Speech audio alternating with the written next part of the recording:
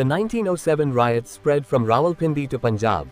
It was history's darkest chapter, with unrest in Rawalpindi and East Bengal. We demand freedom! Go back! Go back! We will not be silenced!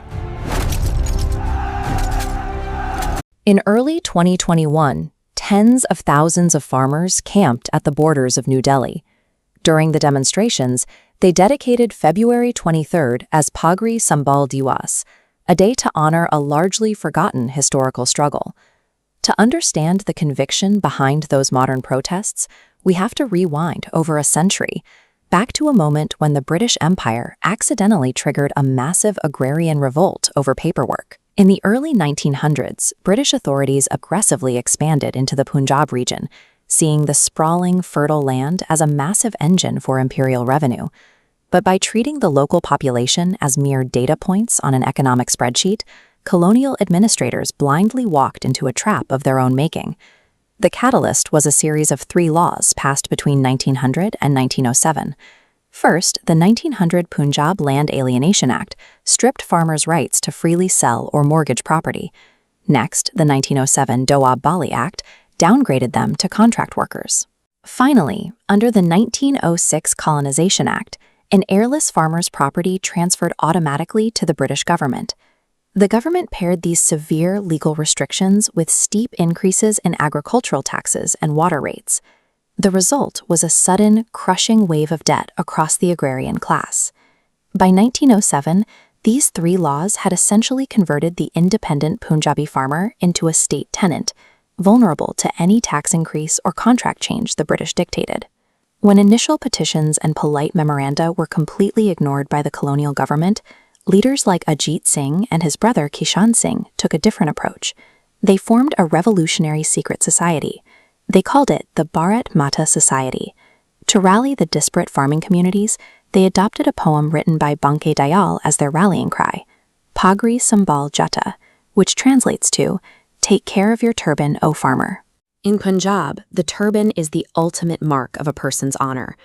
By centering the protest on this symbol, Ajit Singh linked the economic fight to the farmer's personal and social standing.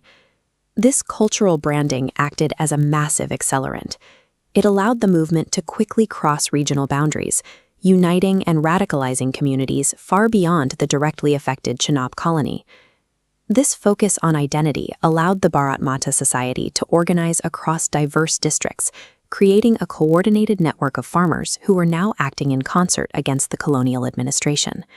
The scale of the resulting unrest was staggering. Up to 10,000 men began gathering in major cities like Rawalpindi. They openly withheld revenue payments and publicly mocked the military hardware of the British garrisons. Back in London, the British Parliament viewed this with absolute alarm.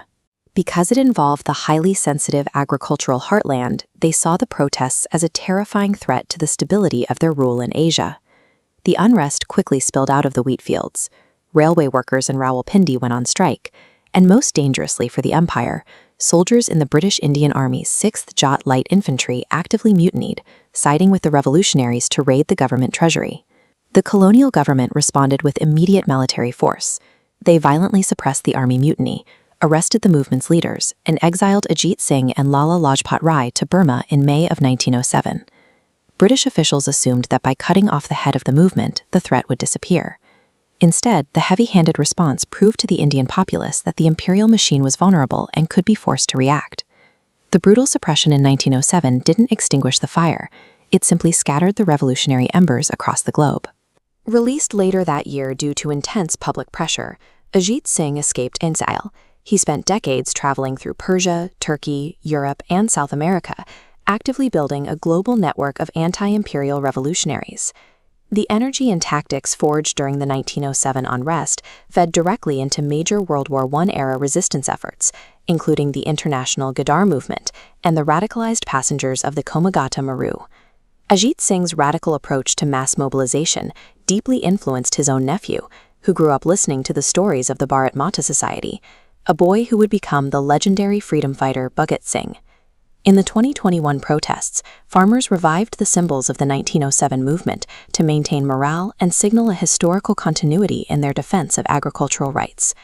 The 1907 Punjab unrest established the agrarian class as a major political force, proving that cultural identity could be a potent tool for resisting changes to land ownership.